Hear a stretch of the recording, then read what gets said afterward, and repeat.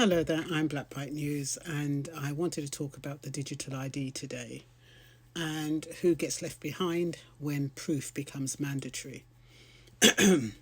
This video is about something we hear about but cannot see how it impacts us.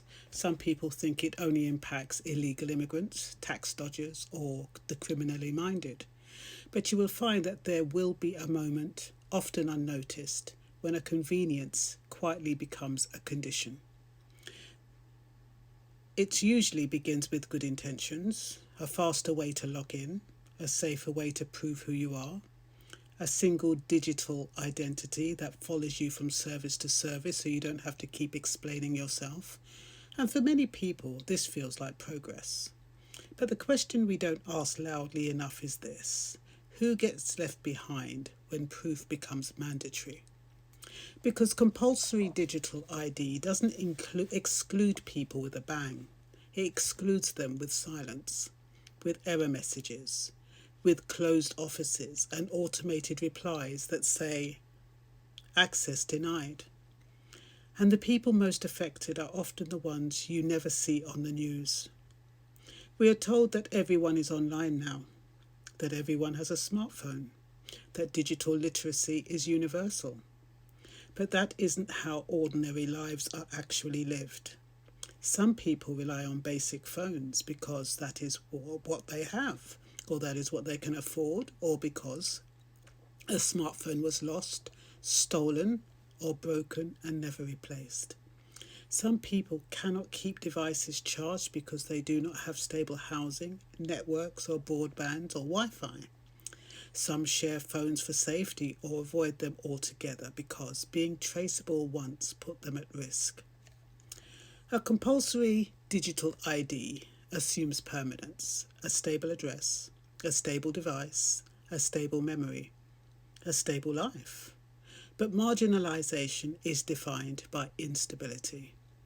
It's defined by moving frequently, by losing documents, by victims of domestic abuse fleeing suddenly, spouses stealing or breaking phones, by waiting years for decisions that never arrive.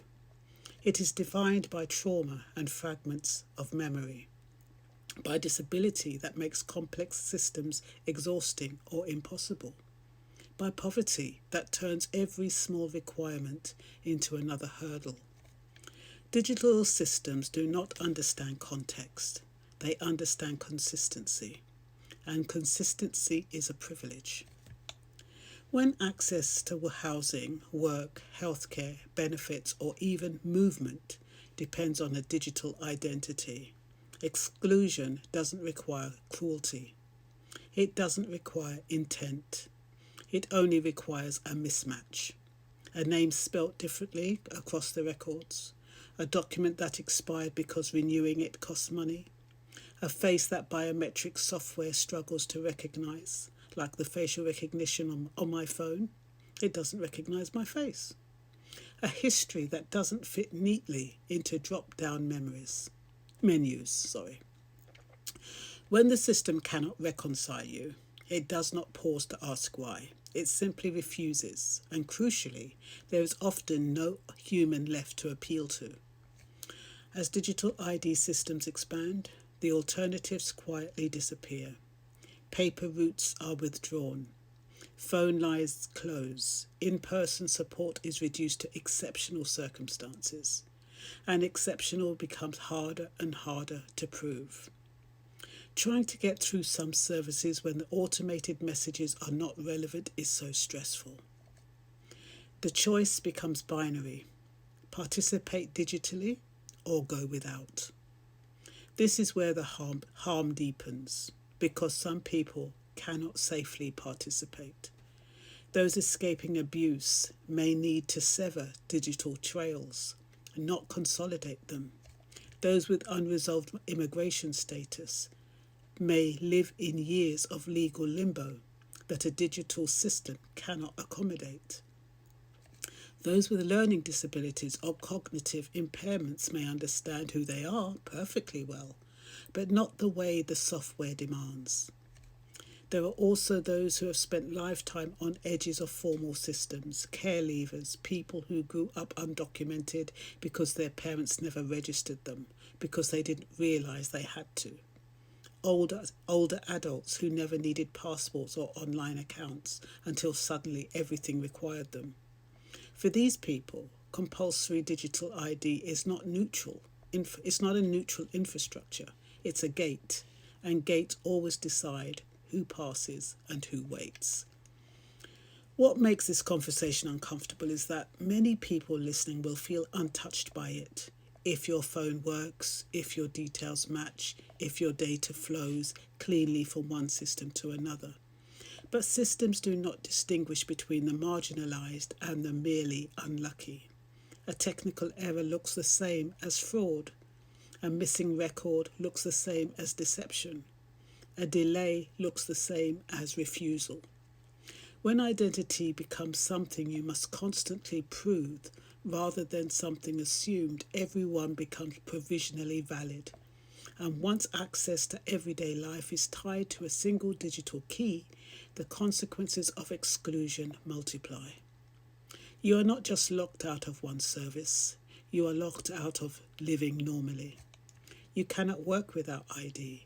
You cannot rent without work. You cannot access healthcare without an address. You cannot get an address without proof, and around it goes. What is often framed as efficiency begins to function as control. Not because anyone planned it that way, but because automation hardens rules that humans once bent with discretion and empathy. A person at the desk can listen, a system cannot.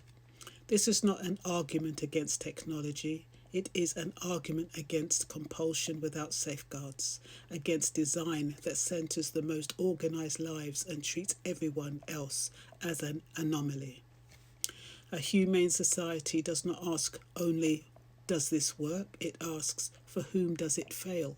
And more importantly, what happens to them when it does? Because dignity is not nostalgia for paper forms or face-to-face cues. It's about the right to exist without constant verification. The right to be believed.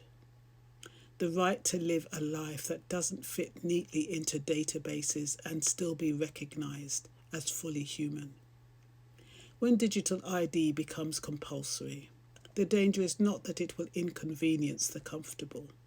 The danger is that it will quietly erase the already vulnerable, not from society, but from systems that decide whether society will respond to them at all.